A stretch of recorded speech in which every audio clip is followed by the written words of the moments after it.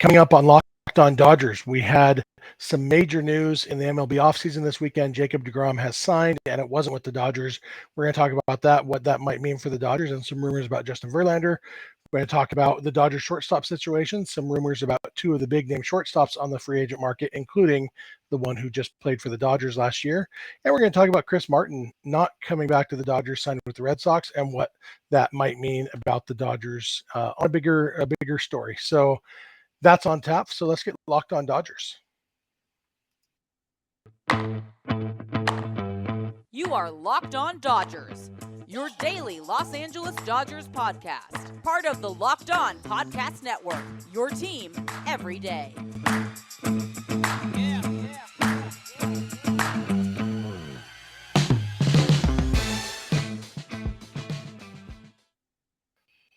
Hello, Dodgers fans. This is Locked On Dodgers, part of the Locked On Podcast Network, your team every day. Thank you for making Locked On Dodgers your first listen every weekday morning. Remember, this show is free and available on all podcast platforms and on YouTube simply by searching for Locked On Dodgers. Or even better, go ahead and subscribe wherever you're watching or listening right now, and then you will never miss a day, because you know we're not going to. If this is your first time watching or listening, my name is Jeff Snider. That guy next to me is Vince Samperio. Vince and I are both lifelong Dodger fans just like you are. We've also both spent time covering the Dodgers in the press box and the locker room. So we're not quite insiders, but we bring you the smart fans perspective on our boys in blue every weekday morning. And as you can tell, if you're watching on YouTube, I have a different backdrop today because I am in Southern California for the winter meetings. I'll be heading down to San Diego around the time that you're listening to this episode. Vince also will be heading down there. So Vince and I will be in each other's presence on Monday. I don't know if we will record an episode together or not. We haven't gotten that far into our planning, but we'll definitely see each other and give each other a bro hug or something. So I'm looking forward to that, Vince. Yeah, always good to see you, especially in the off season when we've never seen each other in the off season. So that's true. Yeah, we've seen each other at Dodger games and at spring training, and that's about it. It'll be fun. Maybe we'll rub beards together. You think that's weird? yeah. No, we can make it look good. Yeah, I guess so. We'll get pictures if we do. Yeah, big news happened in Major League Baseball this weekend. Probably the top pitcher on the free agent market. It's hard to say who's the top pitcher because every pitcher has different flaws and whatnot. But Jacob deGrom, who, when he's healthy, he's probably the best pitcher in baseball right now. He signed with the Texas Rangers for 5 years, $185 million, I think. So $37 million a year for the next 5 years for Jacob deGrom, who is going to turn 35 next season. And I think in June, I think he's 3 months younger than Clayton Kershaw, something like that. So yeah, it's I think it's a longer deal. I don't think the average annual value, if anything, it's a little light. I think people were maybe expecting deGrom to get into the 40s, but getting 5 years and getting $185 million total, I think both of those numbers out as a lot more than I expect anyway. What do you think, Vince? Yeah, that's basically what got him the deal is the 5 years with a 6-year option. It was said that the Mets originally were offering, somewhere in the 3-year deal. And actually it was a little surprising that it was reported that the Mets never really got a chance to make a final offer. That by the time the Mets found out deGrom was very far down the road, had already signed with the Rangers. And that's definitely true because as soon as it was reported within the next hour or so, the Rangers posted it, already had the jersey swap ready. I mean, they might have had jersey swaps ready. We had jersey swaps ready for my job, but they had everything ready to go. It was officially signed. And, as someone or at least for us, we're still kind of waiting for Clayton Kershaw to sign. We know it's going to happen. They've said it's just a matter of lining up dates for physicals, blah, blah, blah. But for everything to happen that fast meant that, he was going to jump on that 5-year with the 6-year option. And that was never going to be in the cards for the Dodgers. So Dodgers were never really in on deGrom in that sense. And the biggest thing that it changes now is just how the Dodgers are going to go after or now the new competition they have for the other starting pitchers on the market, because now the Mets have money to throw at Justin Verlander that maybe wasn't going to be there before, because you didn't get the feeling that the Rangers were going to go after Verlander if they didn't get deGrom. It seemed more like a Rodon after deGrom type of thing. But now the Mets have money to throw at Verlander, and that's a big, not a huge detriment. The Dodgers could pay whatever they want and do it if they really want Verlander. But it's just another team with deep pockets that can step in and do that. Yeah, absolutely. Sorry, I changed tabs. I'm working off my laptop here, which I don't normally do, and had to find my mute button. Yeah, one of the really interesting things about all of this is that is the tax rates. Texas, while the Rangers don't have the advantage of being a good team or a competitive team, obviously they're trying to be competitive. They spent a ton of money last offseason. They have already spent a ton of money just on this one signing, and obviously they're committed to trying to win. For Jacob deGrom, if you look at the $37 million, if he got that from the Mets, obviously I think the top federal tax bracket is 37%. He's paying that no matter what, which means that whatever 37% of 37 million is, so that's $15 million or so, is already going to federal income tax. But in New York, the top state income tax rate is about 12%, and which means he would be paying another $4+ million in state income tax in New York.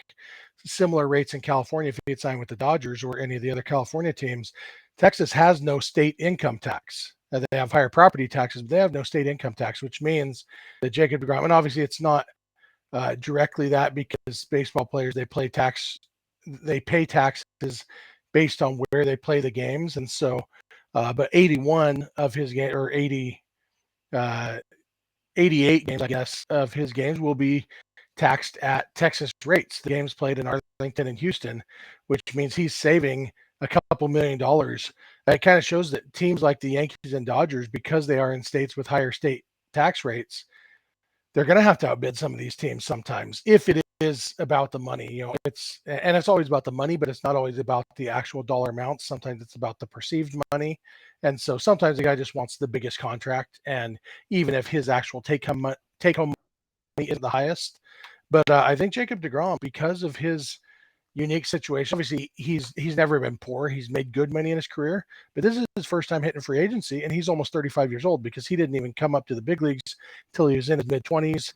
And he signed that extension with the Mets, so he's made good money, but this is his only real chance at big free agency. And so I think that was probably a consideration. I think it was for Corey Seager too last year, that Seager, basically the Rangers get a discount or the Dodgers get a surcharge, depending on how you want to look at it, because of the state tax rates. Yeah, although I don't think Seager, I don't think there's a discount there at the end of it, because I don't even know if these other guys are going to get that much money. But real quick, coming in, John Heyman just posted an article that says that Justin Verlander has two-year offers from multiple big market, or has 2-year offers from multiple big market clubs, presumably including the Dodgers and Mets, who seem to be the co-favorites. But there are indications that a deal could be struck if any of these teams adds the third year. So. Yeah, and Carlos Baerga, former major leaguer who has posted inside sources before, and as far as I know, always been wrong, but maybe not always. He said that the Verlander and the Mets are close to finalizing a 2-year deal. And I think he threw out the number like $86 million for the 2 years, something like that. I don't necessarily think it's actually that close, but yeah, I think Verlander is on the verge, and that tax rate thing applies to him too. If we're talking about the Astros still being involved, because the Astros are in Texas, of course the Mets and Dodgers are on very similar footing. California's tax rate, I think, is slightly higher at the highest rate than New York's, but they're very similar as far as that goes, competitive-wise for Verlander. So if it really does come down to the Dodgers Mets, taxes won't come into play. But overall, it's an interesting thing. And the other difference for Verlander is he's already made $330 million in his career. However much he signs for, he's not even going to notice that he has that money ever. Like his great grandkids might say, "Oh man, only great grandpa Justin had signed with the Mets instead of the Dodgers or something." But Verlander doesn't care. That money's not the thing. It's more of a ride thing. And so that's why it seems like the Dodgers are a good fit for him. But who knows? You never know what a player prioritizes. Yeah, I mean, the other part that everyone's mentioned, or at least in some of these articles, has been the Verlander and his wife Kate Upton already have a home in Los Angeles, so that could be as easy as that. Yeah, and that's definitely something. And I think Verlander is more likely than some free agents to consider that because the money doesn't actually matter. He at his age, in his old age, probably is at least as interested in convenience as he is about maximizing the top dollar. But the Dodgers still going to have to pay to get him if they want him. So that's the starting pitching. We're going to come back in a minute. We're going to talk about the shortstop market and some rumors and rumblings about a couple of the big names there. So thank you for making Locked On Dodgers your first listen every weekday morning, and please keep it Locked On Dodgers. This episode is brought to you by BetOnline. BetOnline.net is your number one source for sports betting info, stats, news, and analysis. Get the latest odds and trends for every professional and amateur league out there. From football to basketball to soccer and esports, we've got it all at BetOnline.net. And if you love sports podcasts, you can find those at BetOnline as well. We're always the fastest and easiest way to get your betting fix. Head to the website today or use your mobile device to learn more. BetOnline, where the game starts. All right, we are back, and we want to thank you for making Locked On Dodgers your first listen every day. When you're done with this, for your second listen, if you're looking for something, check the Locked On Sports Today podcast. It's the biggest stories of the day, plus instant reactions, big game caps, and the take of the day. Available on the Odyssey app, YouTube, and wherever you get podcasts. Vince, the shortstop market is still, we've spent a lot of time this offseason already talking about what the Dodgers might do at shortstop. Just on Friday, we talked about the possibility of Gavin Lux at shortstop again. We also talked about the possibility of Gavin Lux at third base. That possibility lasted not even through us recording the episode, as Kendall was already backtracking. And by the time a lot of our listeners had even listened to the episode, Colton Wong had been traded to the Mariners by the Brewers. And so Colton Wong won't be coming to the Dodgers. So I guess that means no Gavin Lux at the hot corner, as if that was a possibility anyway.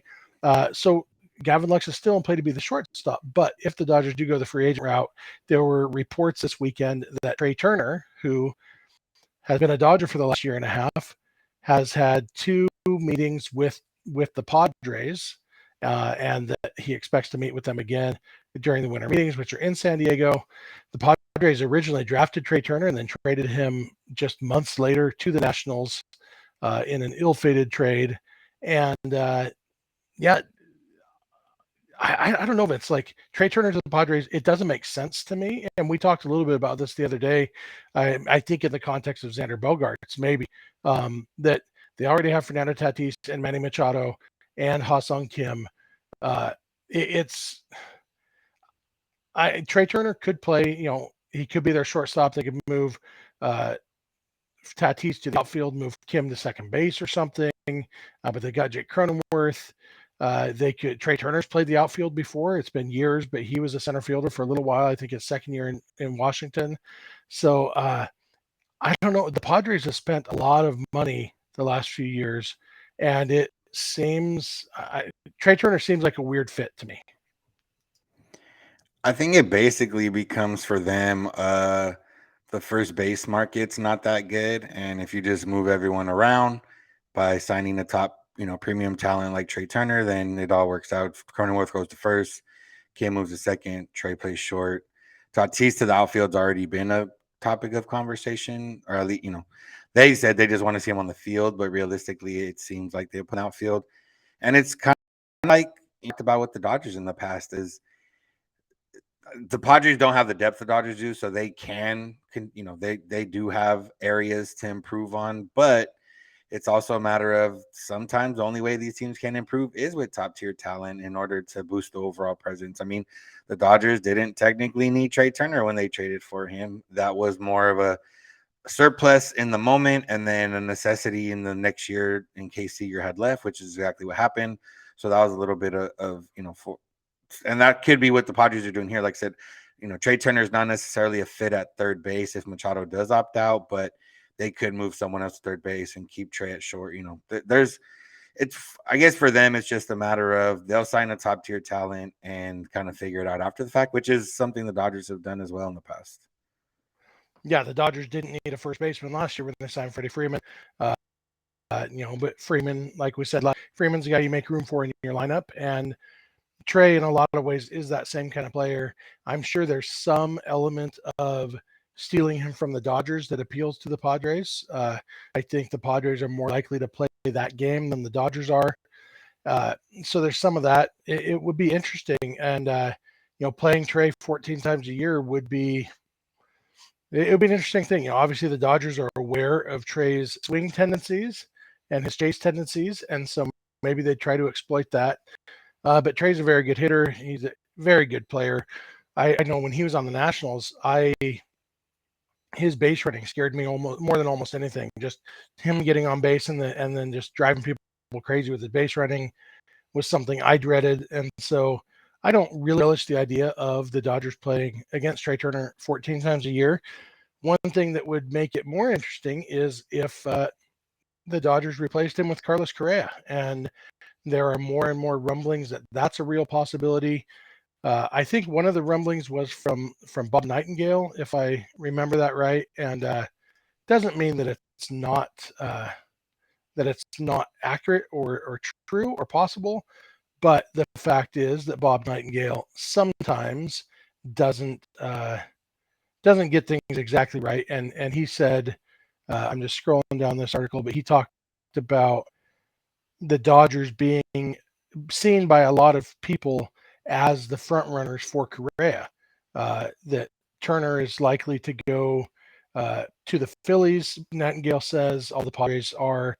He says Padres might be the biggest competition, and then he said that people see the Dodgers as the leading candidate to get Correa. And obviously, the big question there would be, would the fans accept him? And we've had that conversation 1,000 times. Don't necessarily need to rehash that particular conversation right here, but we're aware that that is the issue. And I've seen people still, even this weekend, more people reiterating that if the Dodgers were to sign Correa, they would be out. I guess without relitigating it, one thought that I've had is Correa is going to play for somebody, and Correa is a very good baseball player. He wasn't banned from baseball, and so like I'm fine with the team having principles, but it's not like Correa is an active current cheater. Correa cheated. He's still in baseball. He's going to play for somebody. If he's good, I mean, wouldn't that be the best way for him to make it up to the Dodgers for cheating them out of a World Series by helping them win one honestly? I don't know. What do you think, Vince?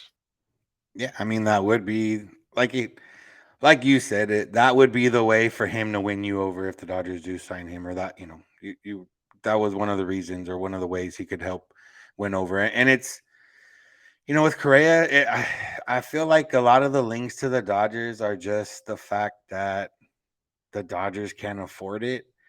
And there's not a lot of teams that can really go or realistically, every team can, but not a lot of teams that are willing to go that much. It's one of those also where the market for Correa will definitely be affected by Aaron Judge. Let's just say the Giants don't get Aaron Judge.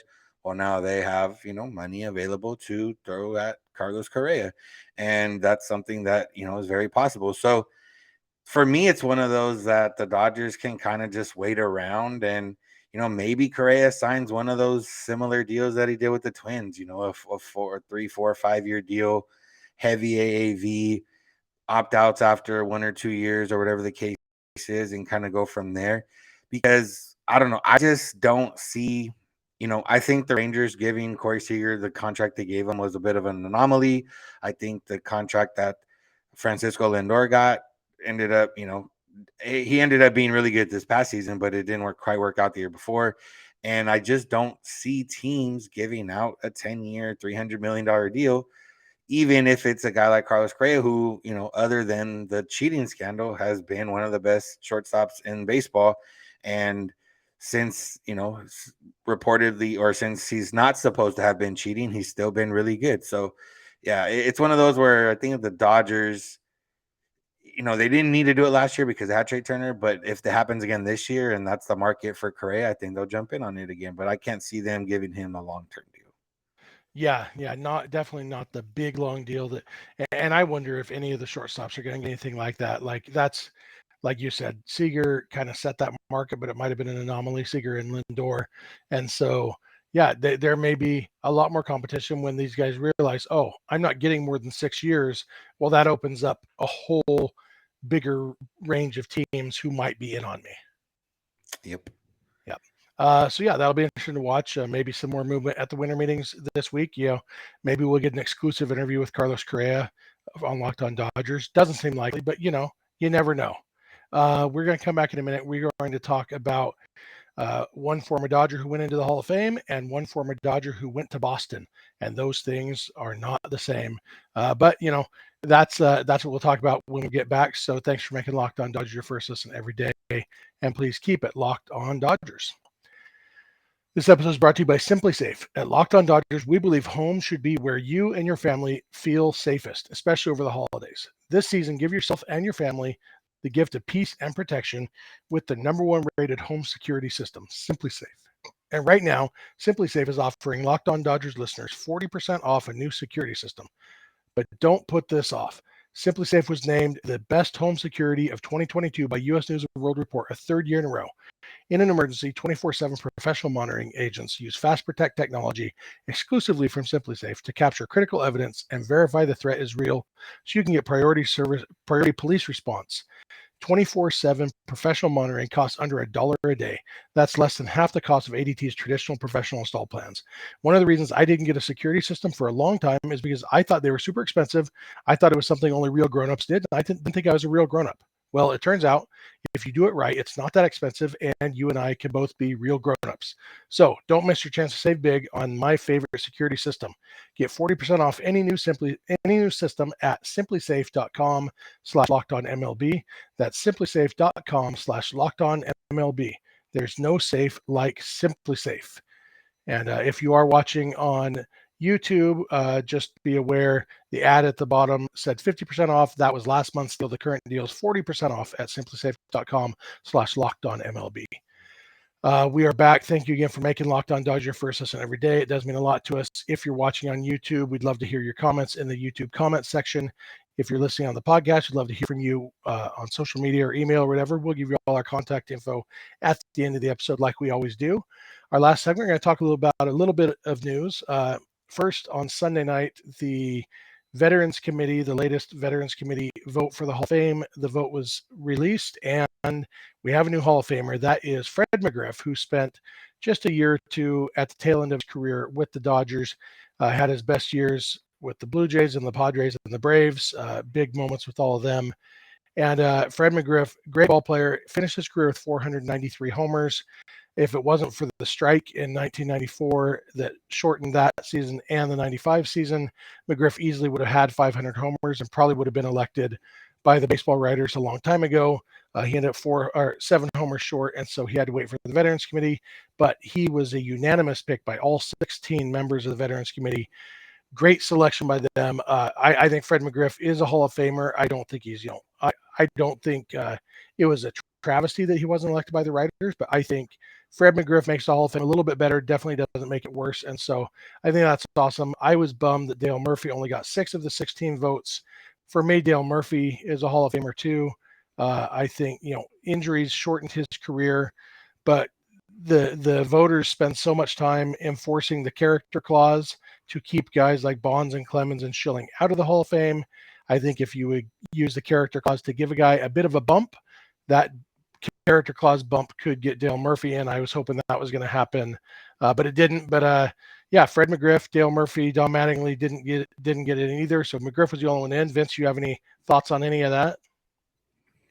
None. Murphy wasn't really around when Mattingly was playing, but yeah, Fred McGriff. I mean, he was one of those guys that was just kind of there, consistent. A bunch of top 10 MVP finishes, bunch of All-Star games. Never.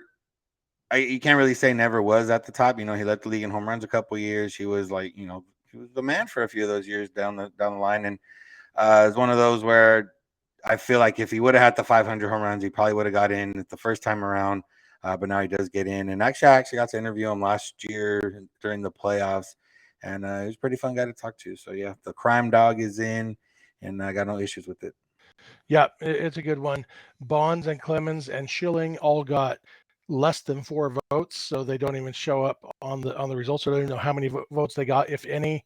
Kind of a pretty drastic statement by that committee that they're not interested in them. And I was a little bit bummed that they were even on the ballot. Like, they just got done getting rejected by the writers, especially Bonds and Clemens. Schilling, probably would have gotten in or came close to getting in. Not quite the same situation because he just, people just don't like him. Clemens and Bonds aren't in because of the perception that they cheated, and that perception is there because they cheated. And so putting them immediately on the Veterans Committee when there are plenty of, I mean, Lou Whitaker wasn't even on the ballot. Lou Whitaker should have been in the Hall of Fame 1,000 years ago. Bobby Gritt should be in the Hall of Fame. There's plenty of guys who should be in the Hall of Fame who aren't getting fair shots. And so, but yeah, I'm happy to see Fred McGriff go in. He's the guy who deserved it. So that's good. Another former Dodger to talk about is relief pitcher Chris Martin. The Dodgers acquired Martin from the Cubs at the trade deadline this last year. He pitched very, very, very well for the Dodgers, and he won't be back. He signed with the Red Sox, a 2-year deal, 17 or 18 million bucks, a lot of money.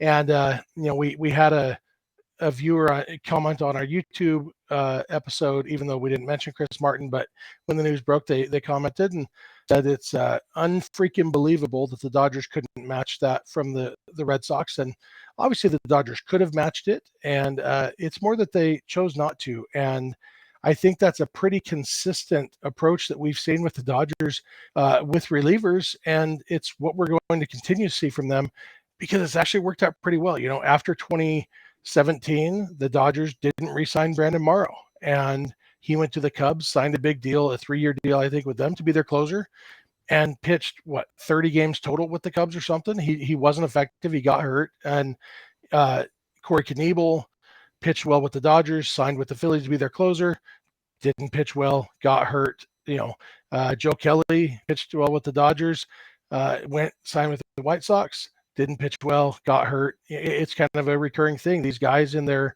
mid-30s who pitch well with the Dodgers, and then the Dodgers don't go big money and long years for them, and it doesn't work out for the team that does sign them. Doesn't mean that's going to happen with Chris Martin.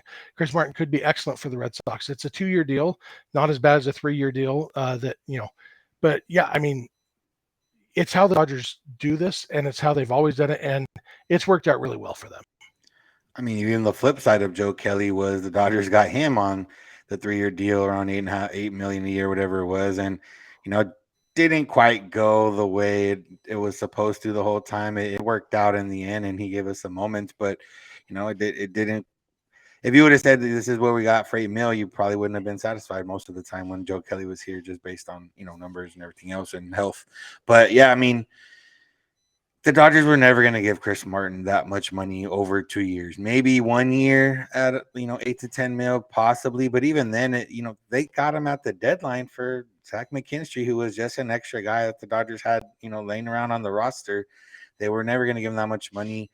The reliever market right now is pretty intense. If guys like Chris Martin are getting $8.5 million, which is what guys like Joe Kelly used to get, which were guys that were a little more established.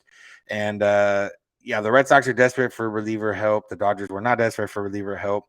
It's not a matter of could they match it. It's a matter of they chose not to match it, and that's just what it comes down to. And we've talked about the Dodgers bullpen before. The Dodgers could not sign anyone else right now, and their bullpen would still be a very good bullpen with the ability to get better if guys move either up from the minors and into the bullpen or down from the rotation and into the bullpen. So yeah, it's if you pay, and the other part too that not a big deal with the Dodgers, but if you pay a guy like that and he's your highest paid reliever, you're probably going to use him as a closer, or you want to be inclined to use him as a closer, and the Dodgers aren't going to do that either. Yep, absolutely. And I'll have to check BetOnline and see if they have lines available right now on which team is going to give Shelby Miller a 3-year contract a year from now. But this is what the Dodgers do. They don't pay leave the big money most of the time, Kelly being the exception. They get the relievers for cheap and turn them into guys that other teams want to pay. So that's Shelby Miller probably this year. They're going to fix him, turn him into a superstar, and send him on his merry way.